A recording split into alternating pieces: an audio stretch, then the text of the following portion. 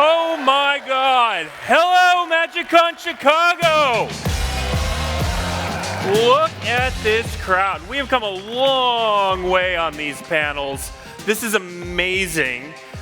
First of all, give it up for yourselves. This is the biggest MagicCon ever. More people than Vegas? And you're here in blustery February. We appreciate it. We are going to try to give you the show you deserve today. We are going to make you the first fans in the world to hear some of the secrets of upcoming sets. And we have some amazing sets coming up. So, how many Dragon fans do we have in the audience? Yeah, it's the right audience. So, we are going to take a deep dive into Tarkir Dragonstorm. We have art, we have cards, we have story. We're going to visit all the clans. We're going to learn everything we can possibly tell you about Tarkir Dragonstorm. Earlier this week, we took a first look at Magic the Gathering's Final Fantasy set. Now, we're not going to show anything new in this panel. But for the 12 of you who didn't see that, we are going to watch a short video. Then we are going to travel to the Edge of Eternities and learn more about magic in space. And then finally, as a special treat, now if you've been following along, we've talked a lot about what's coming in 2025, except for what that last set of the year is going to be. You will not leave this room without knowing what that set is going to be. We're going to get to that at the very end. You'll be the first to know. It's amazing and exciting. And to do all of this, we have 4 fantastic panelists that we are going to bring out right now. Let's bring out Athena, Forrest, Sarah, and Mark.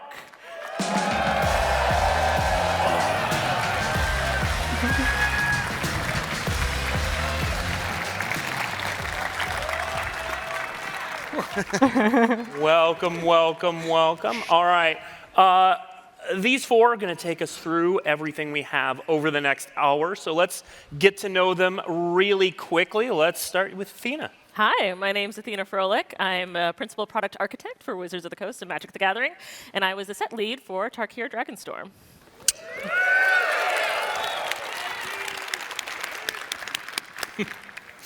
Hi, everybody. My name is Forrest Shell. I am a senior world-building art director for Magic the Gathering, and I was the lead art director on Tarkir Dragonstorm. Nice job. Hi, I'm Sarah Wassel. I'm a senior art director also. I work on the collectability team, and our goal in life is to make cards that look as cool as possible for all of you.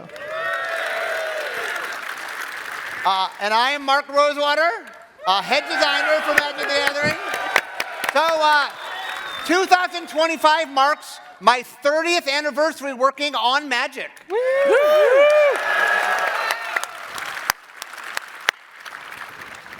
All right, so we are going to jump right into it. We are going to spend most of our time on Tarkir Dragonstorm, but this is a return set, which means some of you in the audience may not be familiar with the last time we were here. So Mark, why don't you give us a little history lesson? Many years ago, but 10 years ago, I had a weird idea. We were trying to shake up the block structure at the time, back when we had blocks. And the idea was, what if we had a set where the first set was large and the third set was large, but you didn't draft them together, but both of them drafted with the middle set? And I'm like, what does that mean? What could we do? So we came up with this idea for a set where we visited this world, Sarkhan's home world, and he loves dragons, but the dragons were no more. The Khans ruled, and it was a wedge set with clans. But then Sarkhan went back in time, and he saved Ugin, because Ugin and Nicol Bolas were having a big fight. He saved Ugin, and by doing that, he made an alternate timeline in which the dragons reigned supreme. And then it was dragons at Tarkir, and all of a sudden, instead of wedge, they were ally, and they were run by the dragons. So we set this all up, and the big problem was, we said if we ever come back, we sort of took away one of the coolest things about the world, right? We took away the clans. So what we did in the story is we went whispers that there's whispers of the clans, and that Narset and people were like, maybe we could bring the clans back. So we set ourselves up for the return.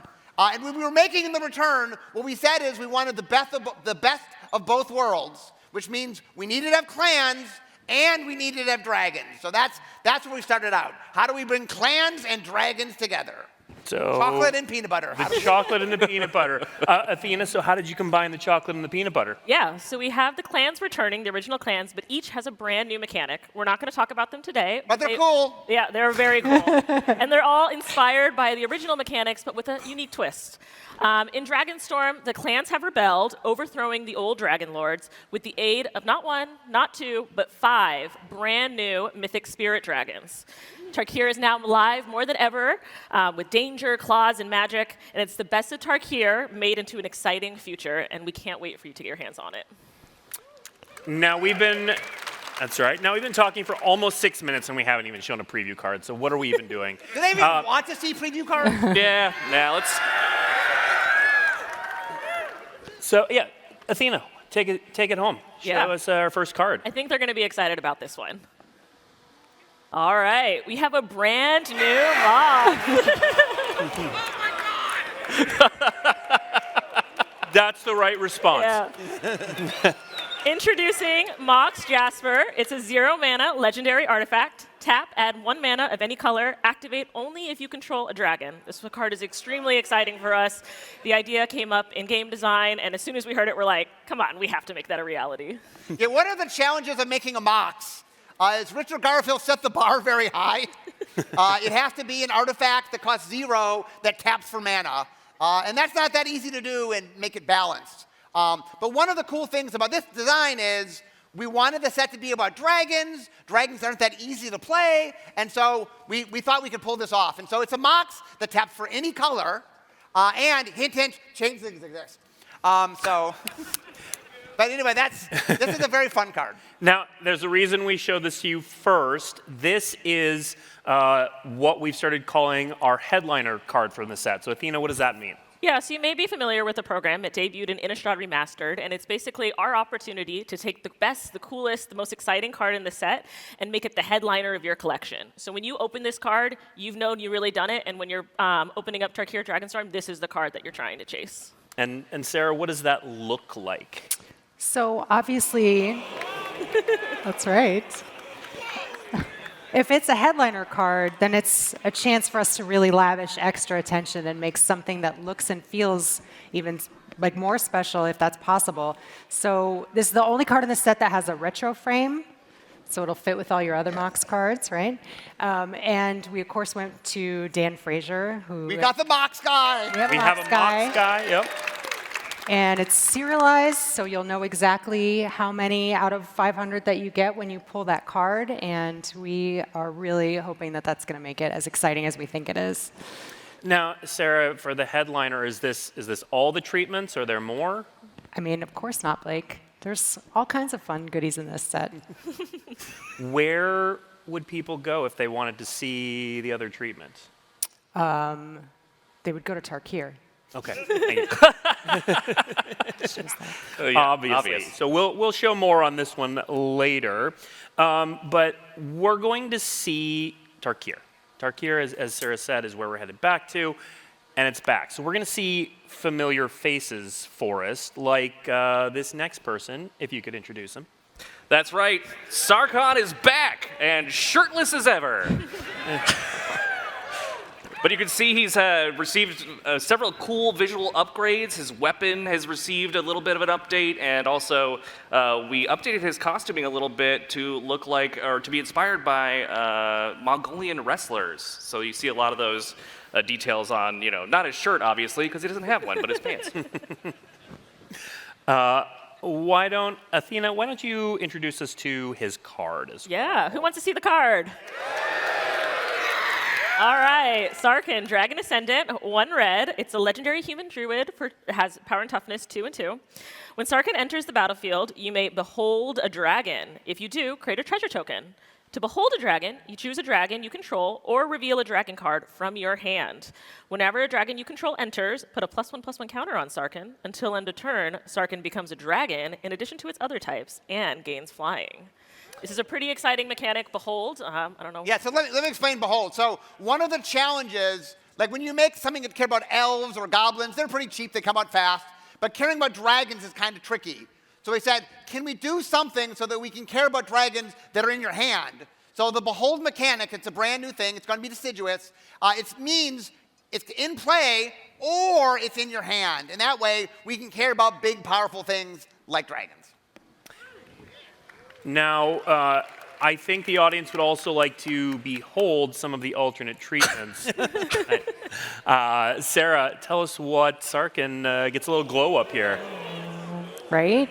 So because, like Mark was telling you, Ugin's back with this set, which is really exciting, we pulled out an old frame from an M21 core set, which was a frame that was designed just for Ugin, and we updated it a little bit, and so the main set card and this Ghostfire card have the same art in them, but the Ghostfire card has like even more dragon energy. So you have Sarkhan, he's on a cliff, he's got his weapon over his head, and in the Ghostfire version, it's all this like dragon magical energy swirling around him in the same colors that are in the frame. And then there's even a second version which is printed on Halo. So it's really super tricked out. It is. All right. We are going to go now clan by clan and learn a bit about each one throughout the set. But before we do that, Athena, give us kind of an overview of what people should be prepared for. So if we go back in time and we kind of like have that recap episode, so previously on Tarkir, the clans are being ruled by oppressive dragon lords, and people don't really like that much. People like to be free, people like to do what they want, and the dragons really aren't letting them do that. So a rebellion starts brewing, and Khan leaders are selected from the other clans to decide who's going to free the clans. One really important one is the leader of the Jeskai, and she uncovers this secret ritual, which is rumored to restore the heart of Tarkir. So everyone gets together, they cast this secret ritual from which stems a giant dragonstorm in the sky, and out from the dragonstorm pours 5 mythic spirit dragons, which are really cool, really exciting, and they help the clans overthrow the previous dragon lords. So the clans are back, they've restored their wedge identities, their 3 colors, and they're free. Unfortunately, there's a bit of a downside to this giant dragonstorm in the sky, because it's not just the 5 mythic spirit dragons that came out of it. Instead, thousands of wild dragons come pouring out, devastating the plain of Tarkir.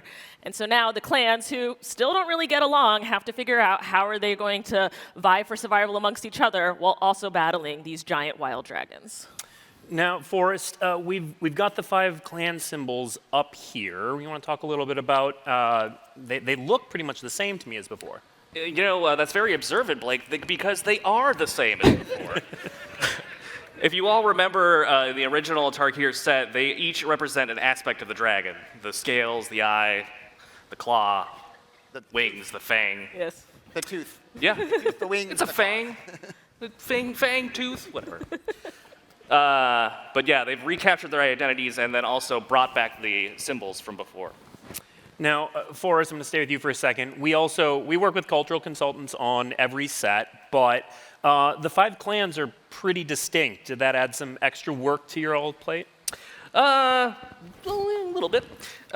We have in Tarkir it's unique in Magic in that it has 5 distinct cultural references for all of our clans. And as world builders, we're really trying to make a set that is resonant. And so working with these consultants was super inspiring and informative. And I think the results definitely speak for themselves. All right. Now let's really get into it. I want to hear from those in the audience, who's a fan of the Abzan? Yeah, all right. We are going to talk about the Abzan. Forrest, give us a little overview. Well, the Abzan of Tarkir Dragonstorm are stalwart warriors with strong familial bonds. They have these awesome ancestral-inspired armor plates on their chests and sometimes on their arms that are carved in these angular faces that actually house their ancestral spirits to be able to summon them during battle. They seek to preserve their knowledge with impenetrable defenses and also their kin trees, which were destroyed, but they are regrowing them with necromantic magic.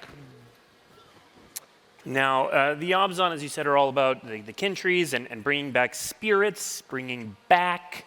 We're in a familiar plane. Are we going to see any familiar Abzan faces? Well, we might. Anna Fedza has returned. Hell yeah. Anna Fedza has a brand new look, though. You might think she looks a little bit different because the kin trees are regrowing, and they have fundamentally changed the way that the ancestral spirits look.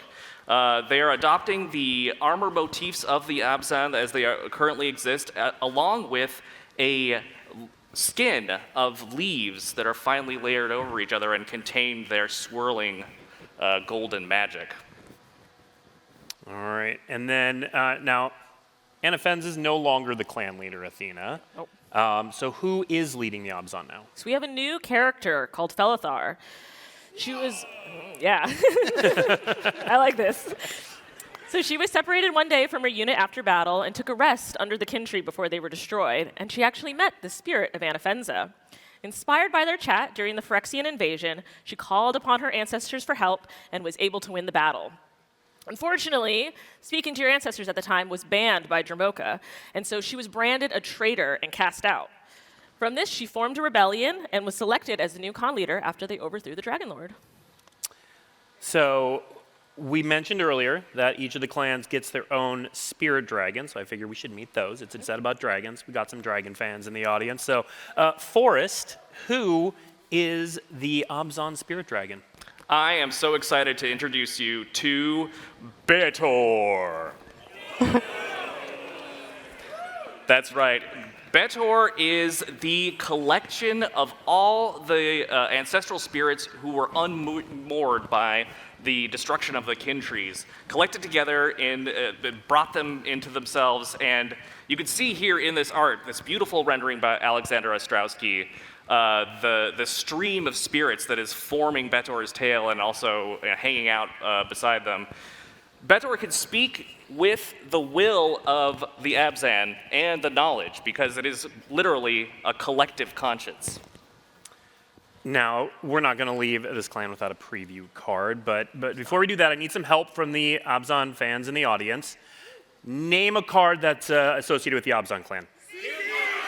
Yeah, you got it right away. That's not the card we're showing, but Athena, it's pretty darn It's close. pretty close, It's yeah. pretty close. Show us our preview card. Yes. Introducing Skirmish Rhino. If we were doing a return to set, we have to have some callbacks. So Skirmish Rhino, for white, black, and a green, you get a Rhino. It's a 3/4.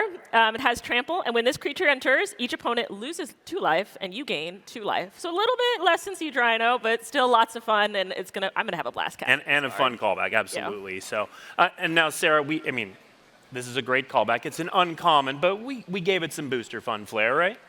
Yeah, also this is an amazing creature. If you look closely, this is a rhinoceros that has draconic features to its anatomy. So I'll let you think about that for a little while. That's worth like a whole movie franchise, in my opinion. But both versions of the card, you see the Ghostfire version in the middle there, that beautiful, all that Dragonfire energy and that beautiful bright blue frame. Both versions also have a bunch of enemies that are being tossed to the side, different versions of the enemies. So that many more enemies. And then, of course, the beautiful Halo version. All right. Now I want to hear fans of the best clan. Let's hear it for the Jeskai. Yeah, that's right. Jeskai is the best clan. That is fact. Forrest, why don't you tell us about this amazing clan? Well, I feel like you're putting your thumb on the scale a little bit here, Blake, but I'm going to let it slide.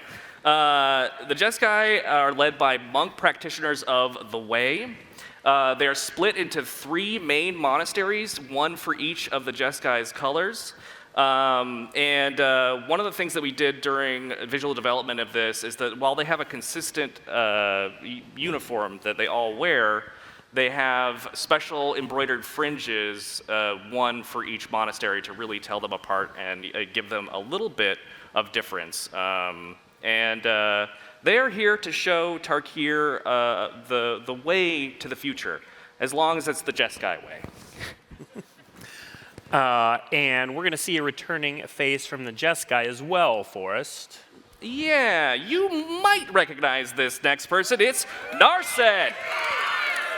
That's right. I love the enthusiasm. Narset is the Jeskai's Waymaster, and you see here perched atop her mobile monastery that it also doubles as a ship that flies.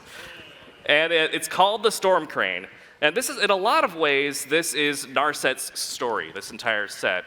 But she's going to be teaming up with some pretty interesting allies that I'm really excited for you all to figure out when we finally reveal this set in the future. Now, if you are a Black Lotus badge holder, you might have already seen her card, or if you were on the internet, because you're smart people. But let's show it here as well. Athena, tell us about this Narset. Yeah, introducing Narset Jeskai Waymaster. For a blue, red, and a white, you get a legendary human monk, 3/4. And at the beginning of your end step, you may discard your hand. If you do, draw cards equal to the number of spells you've cast this turn. I think this card's going to be really exciting. I know after the first look, there was lots of folks who were coming up to me saying, like, oh, I'm finally going to build a Jeskai commander deck. But if Narset's not your style, we do have a Spirit Dragon we'd like to talk about, Forrest. That's right. Let me introduce you all to Shiko. That's right. Shiko keeps a watchful eye over their territory from the sky, but is not afraid to take decisive action.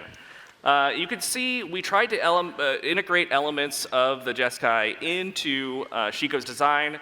Their chest plate evokes the design of the Jeskai robes. And the wings kind of fall away into these ribbon-like shapes that are inspired by Jeskai scrolls. All right, and because the Jeskai are the best clan, and I have some control over this preview panel, we do have another card. Athena, introduce us to this Spirit Dragon. Yeah, introducing Shiko, Paragon of the Way. For 2 blue, red, and a white, you get a legendary Spirit Dragon. That's a 4/5. Flying Vigilance. When Shiko enters, exile target non-land card with mana value 3 or less from your graveyard. Copy it. Then you may cast that copy without paying its mana cost. Absolutely. And so this, I'm assuming, Athena, is part of a cycle. Yes. Obvious. We had to do all 5. Obviously, we get all 5. All right, now let's move on to the tricky and dangerous Sultai. That's right. Oh, look, the Sultai fans didn't even wait. They're like, yeah, we're ready. It's the Sultai way. They can do it way. Forrest, tell us about the Sultai.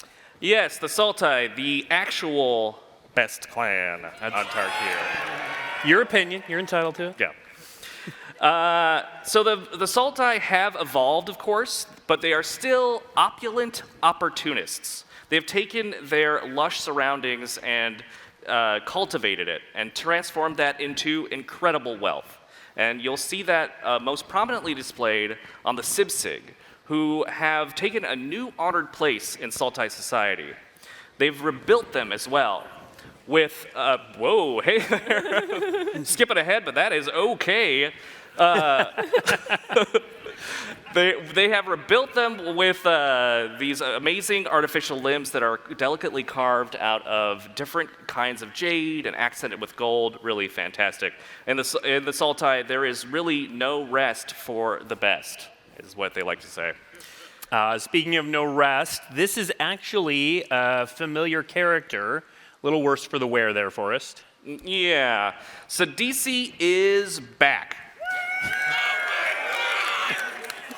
That's right. She was wounded in the rebellion and retreated to the swamps. There she takes great guard over her domain, and she is protected by a retinue of zombie animals, as you can see in this amazing piece by Diana Franco. Now, Sidisi, though back, is not the leader of the Sultai. Athena, who would that be? That would be Kotis. So, an unassuming farmer, he never really intended to be a warrior, until Silumgar's minions came in and stole all the village's crops, leaving everyone to starve. So, of course, that can't be right. So, Kotis organized a resistance, won back the clan, was very excited, and then died in the Phyrexian invasion. Yeah, A bit of a bummer. Luckily, he was brought back through a necromantic ritual and insinuated as Fanekeeper of the Sultai. All right, now if you're following along at home, we have a pretty established pattern here, so I think it's time to look at the Sultai Spirit Dragon for us. That's right. The best spirit dragon, Taval! Ladies and gentlemen, Taval! That's right. Taval is the ultimate judge, and we really wanted to emphasize in their design how different they are than Silumgar. Silumgar is, you see them lounging over a pile of gold, and it's a very thick boy. But Taval here is lithe and snake-like, and you can see them here just enjoying their domain, knifing through the water in this epic shot by Alexander Ostrowski. Yeah, now, Athena, you mentioned that these were a cycle in the main set, but tell me we've got some commander versions of these dragons. Yeah, as well. you know what's better than 5 mythic spirit dragons? Is it 6 mythic? It's 10. It's 10. So we actually have 2 cycles, one in the main set, and then also in the commander decks, you get a second version of them. Well, let's see that second version. Yeah. Introducing Taval, the balance scale. For 1 black, green, and blue, you get a legendary spirit dragon that's 4/4 with flying. Whenever Taval attacks, you mill 3 cards, and then you may return a land card from your graveyard to the battlefield tapped. Whenever 1 or more cards leave your graveyard, create a 2/2 black zombie druid creature token. All right, so we're going to get one of these with every commander deck. One of these with every commander 5 deck. commander decks. All right. Okay, now for our next clan, I need to get a big Mardu yell, please. Yeah. There you go. All right, the Mardu. Forrest, tell us about the Mardu. I would be more than happy to, Blake. The Mardu are fully nomadic, and they are brilliant tacticians, always finding ways to exploit their enemies' weaknesses and expand their territory.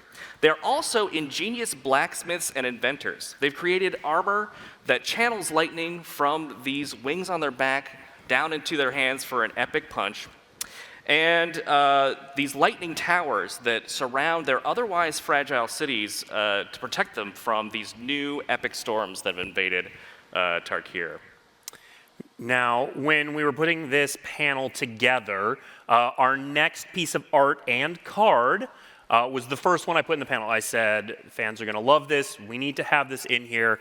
Forrest, we have a sort of returning character in spirit, at least, from the Mardu.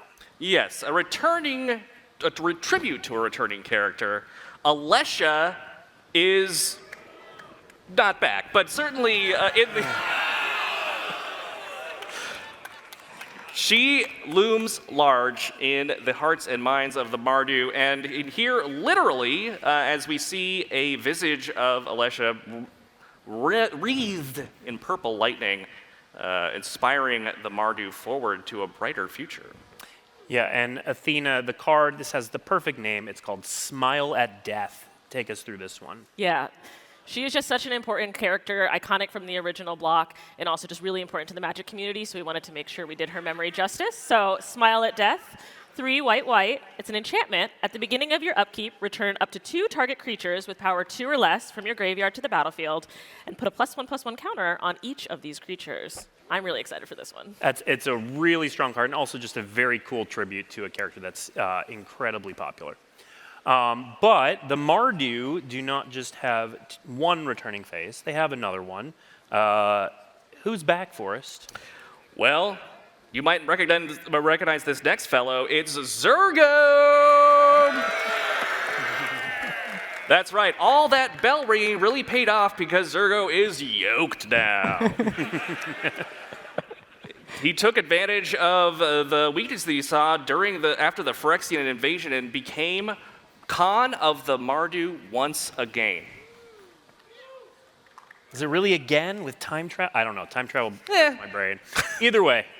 For the first time in this reality. Zurgo's in charge, but who is our spirit dragon? I am so excited to introduce you to Nariv!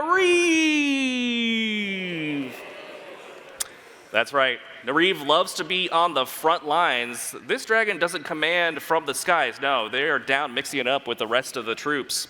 Here you see Nariv zooming over the battlefield, looking fast even when they are in a static picture. Crackling with lightning, and with all these swept back scale shapes, Nariv is simply the best.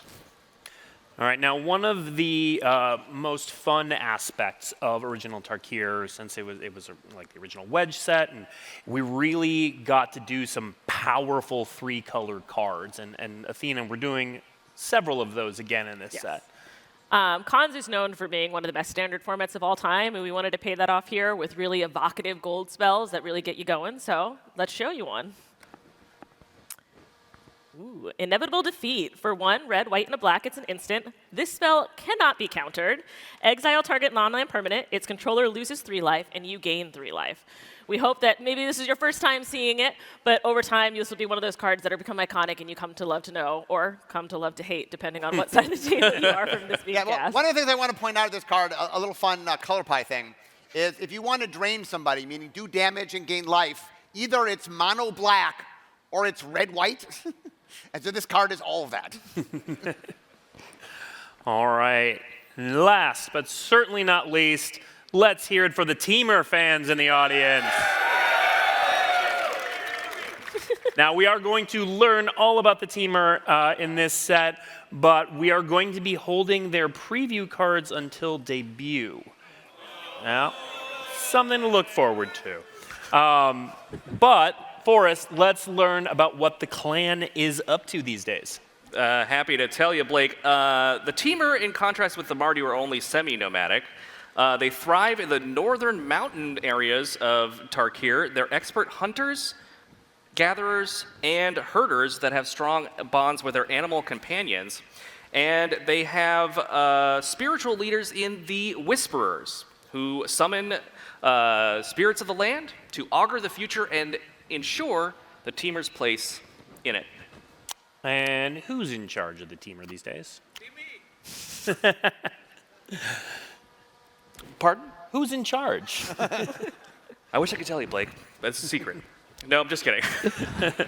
It's Eshki!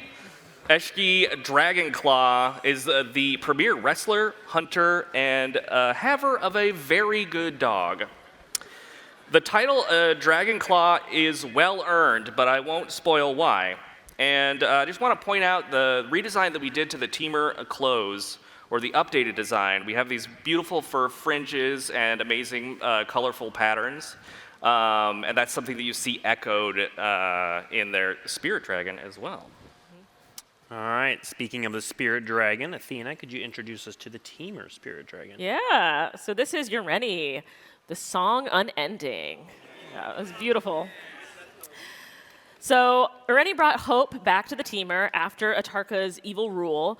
They connected to the land, and they provide counsel and guidance to the clan. But not everything's all nice and rosy. They are fiercely protective and drive out all intruders they think might cause the clan harm.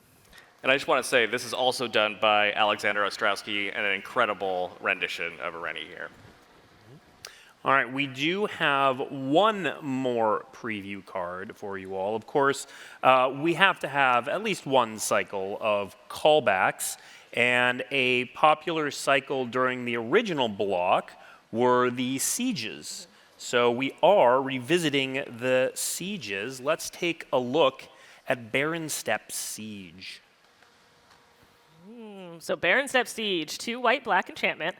As this enchantment enters, you choose Abzan or Mardu. Abzan, at the beginning of your end step, you put a +1/+1 counter on each creature you control. And for Mardu, at the beginning of your end step, if a creature died under your control this turn, each opponent sacrifices a creature of your choice. All right. So one of the things I want to point out, a lot of what we're doing in this set, we're returning to Tarkir. So we want to do things that are reminiscent of things you enjoyed mechanically the first time. Obviously, we have what we call the anchor words showed up in Fate Reforged, where you got to pick dragons or cons. This time, we're letting you pick which of the clans you want. And the one thing I want to stress about this set is we're not announcing the mechanics today, but we did design each of the clan mechanics understanding how the clans play. So if you take old clan cards and mix them with new clan cards, they will play well together. And one thing we're not announcing mechanics that we are doing, but I do want to make one announcement about mechanic we're not doing. In order to do clans and dragons and fit them all in the set, there wasn't room to do anything else, so Morph is not returning. There's no Morph in the set. Just to let you know that, so. Some people are happy, some people are... Something I think most everyone's going to be happy about is Forest. We have a pretty cool alternative version of these sieges. That is right. And let's take a look. Hey, there they are. So we already had these really cool renditions of the battles themselves. They have a lot of action. They show what the right in the middle of a pitched battle between two clans. And as world builders, we really wanted to provide a little window into the world itself. So we figured what we would do for the borderless treatments is show the planning stage. So we have these maps that show the territory and the armies, these little carved figurines, each evocative of the clans that they represent and adopting their motifs. Really a specialist treatment that I love how it came out. Absolutely. All right, now let's take a look at the Tarkir Dragonstorm product lineup. To no one's surprise, there are 5 commander decks, but Athena, there are also 5 pre-release packs. Yeah, so we wanted, since identification with your clan is so important and people love factionalization, we actually have 5 factionalized pre-release kits. And so we really encourage you throughout this process of learning more about Tarkir Dragonstorm to find your clan, find your dragon, and then suit up and represent and fight for them at pre-release. Something really cool about this is if you're watching this and maybe you're a newer player who's really excited about dragons, really excited to explore the clans, but maybe you're a little bit less familiar with 3-color gameplay, these are going to be seeded pre-release packs. So you'll have a seeded booster that helps you get started building your deck. So this is going to be great of anyone of any skill level to get started. I also want to mention these commander decks. This is going to be the first time we're ever doing this, and I'm super excited. During design, originally these were 5 decks that represented the 5 clan leaders. And we were kind of like, this whole set's about clans and dragons. And so what we're doing here is for the first time ever, there are 2 face commanders. There is a clan leader and a dragon, and you get to play as either, and the deck works with both. So that is Tarkir Dragonstorm. Next up, we're going to show you, again, like I said, before we get to Edge of Eternities, a little refresher on Final Fantasy. Welcome to the first look at Magic the Gathering Final Fantasy. The legends from 16 games are represented in this set, which includes 4 commander decks. Featured in the 4 decks are Terra, Herald of Hope from Final Fantasy VI, Cloud, Ex-Soldier from Final Fantasy VII, Tidus, Yuna's Guardian from Final Fantasy X, and Y'shtola, Knights Blessed from Final Fantasy XIV. Which card will command your deck? In this set, you'll find the boss monsters you love from Final Fantasy, like on this Jumbo Cactuar card, and this Sin Spira's Punishment card. And the whimsy of Final Fantasy is here too. Check out these Tonberry, Stiltskin Moogle Merchant, and Saz's Chocobo cards. Double-faced cards show character progression or different forms of the same creature. For example, Garland, Knight of Cornelia, becomes Chaos the Endless with matched increase to power and toughness. Cecil Dark Knight and Cecil Redeemed Paladin reflect Cecil's journey in Final Fantasy IV. This Emmett Selk Unsundered card becomes Hades, Sorcerer of Eld, when turned to its opposite side. With side quest Catch a Fish, you can go fishing, then turn the card over and cook the fish with Cooking Campsite to produce a food token card. New in this set are summons, shown here on this Shiva card. Summons are saga creatures that combine features of a saga and a creature, so you can go through the steps of the saga and attack or defend at the same time.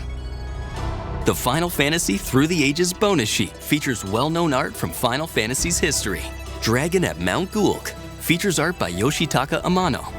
And Yuffie Kisaragi shows art from Tetsuya Nomura. You'll find these favorites and more you love from Final Fantasy I through Final Fantasy XVI. Sephiroth Planet's Heir and Cloud Planet's Champion cards face off in ready-to-play decks from the starter kit. Check them out. All of this and more in Magic the Gathering Final Fantasy. Available June 13th. Shape your Magic story. Incredibly exciting. And for those of you who want to learn more, circle it on your calendar, take off work, call in sick, whatever you need to do. We are going to be at PAX East on May 10th for the debut of Final Fantasy. And that is where you will see more cards and learn all about the set. So I know we can't talk any more about the cards. I just want to say one thing. I've done a lot of playtesting of this set, and that a lot of people in R&D are giant fans of Final Fantasy. They poured a lot of love in this set. There's a lot of references and a lot of really cool callbacks. But I want to say, I've never played Final Fantasy, and one of the things I really enjoyed, so for all you out there that aren't Final Fantasy fans, it's a really fun set. Like, it's a very fun, the world that they built, and the worlds that they built are so exciting, and it really is a very fun set, even if you know nothing about Final Fantasy. All right, next up, Magic is going to, actually, Mark, you do this better than I do. Yes, Magic is going someplace we have never gone to before, to space! We are headed to the Edge of Eternities.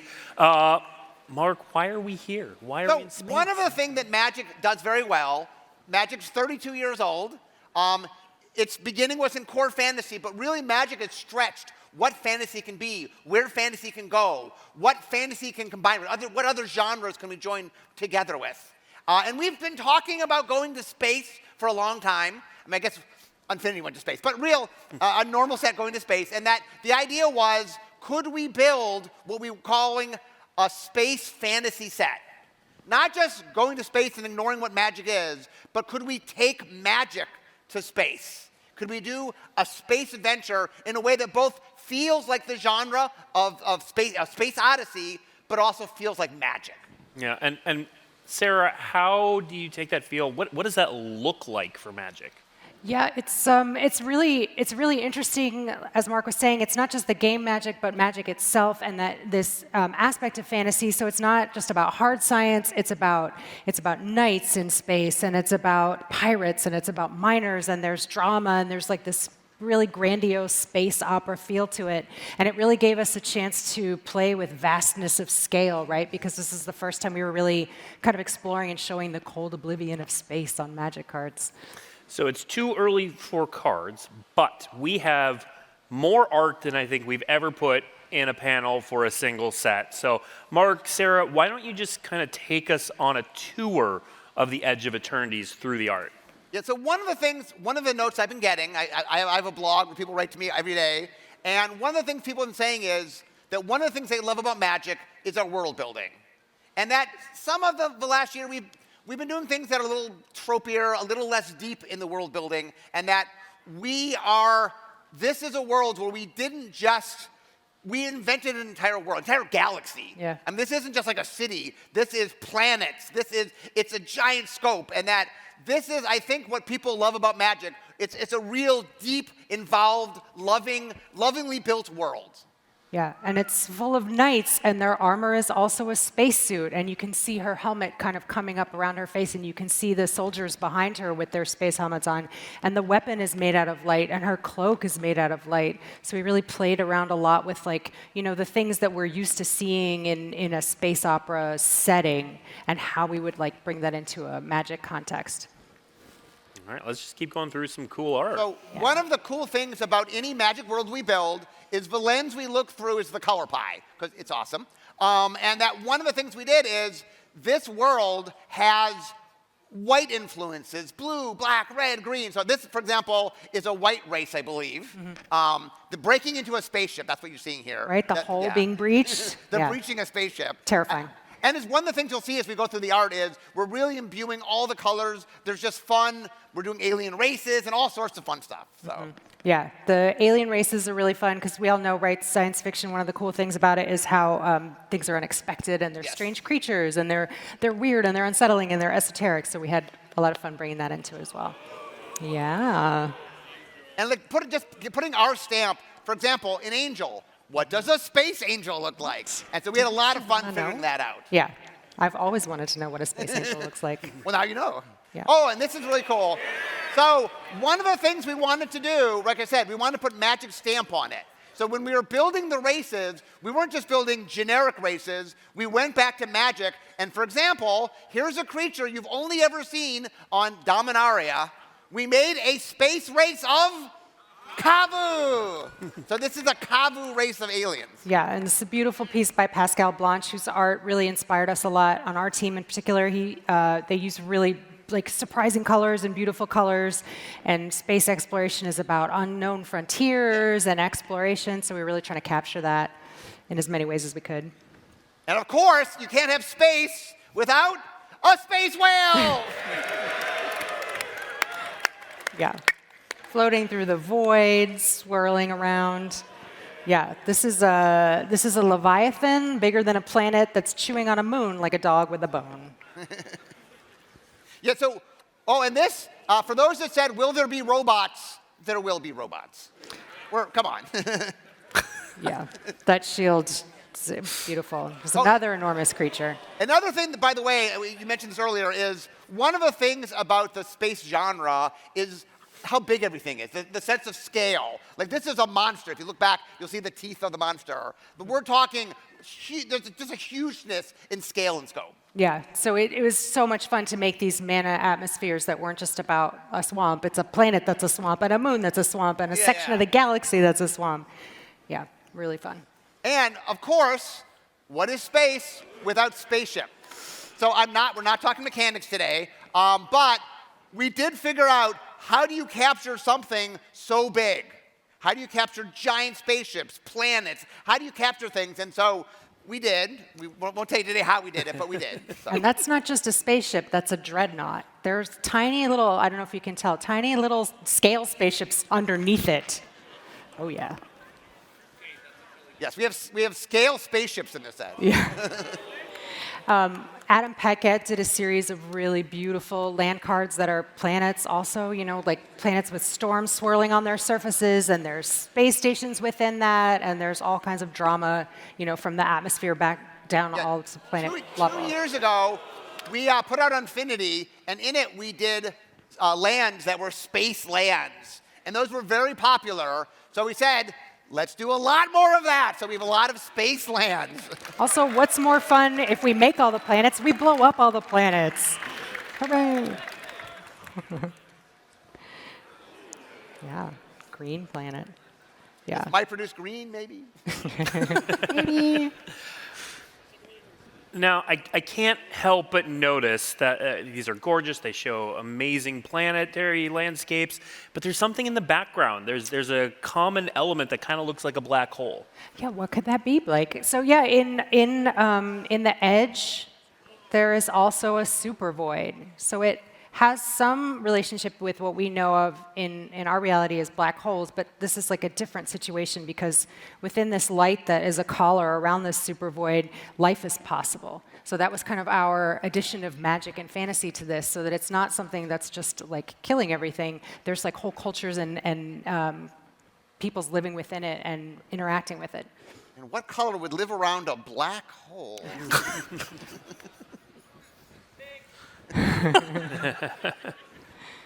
Yeah, just the vastness of the landscapes were so much fun. It's so beautiful. The set is so beautiful. We're just showing you some of the art, but I've seen more. It's very pretty. Now, Sarah, this one looks a little bit different to me. Yeah, so we made a lot of land cards in this set. And then we also, because we were doing that, we thought, why not make a series of kind of travel poster style ones where it's more kind of like a lifestyle, like a luxurious, like a, hey, come visit our giant space snake kind of vibe. And it's a really beautiful contrast to the main set cards because they have so much cinematic complexity to them, but these are like more simplified and more stylized and a little more like flat rendering, and there's like kind of an airbrush quality to them. And they complement the main set cards, and the main set cards complement them back. And we were just trying to make this whole series of beautiful things that everyone would get really excited to collect. And they're so pretty. Yeah, they're really so much beautiful glowingness, so many tiny spaceships. Now, we've seen a lot of new places, new planets, new characters. Mark, who do we have that's returning, though? So because we're doing so much new stuff, we wanted to make sure we grounded it in something the players knew. So our antagonist of the story is somebody you all know quite well, and I can't say what he's up to, but promise it's up to no good.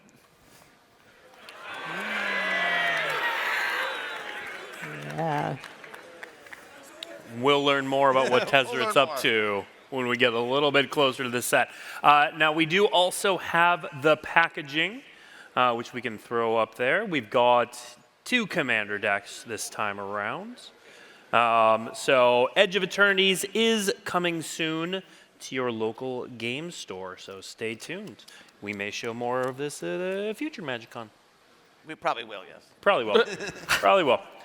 All right, we are almost done. Before we get to the end, first, I want to thank the amazing panelists. Let's hear it for Athena, Forrest, Sarah, and Mark. Then I want to thank all of you for being amazing and coming out to the biggest MagicCon ever. And then as one last treat for being awesome, I did promise you all that we'd learn what the final set was of 2025. There's a reason we waited until this MagicCon Chicago to announce it. You see, it was 20 years ago today that one of the most beloved animated shows in history premiered. And now it's coming to Magic the Gathering. Let's take a look.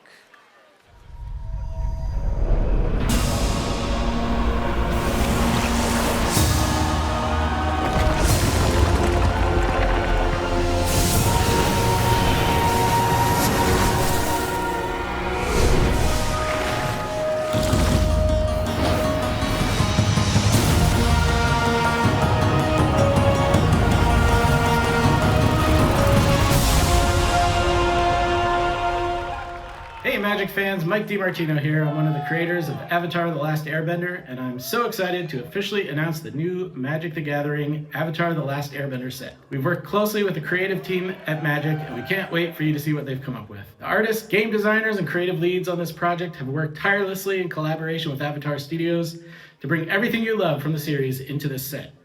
Now don't worry, you don't have to wait 100 years to experience it, because we'll be releasing the set this November. So keep watching all the Magic social channels for updates. Thank you, and yip yip.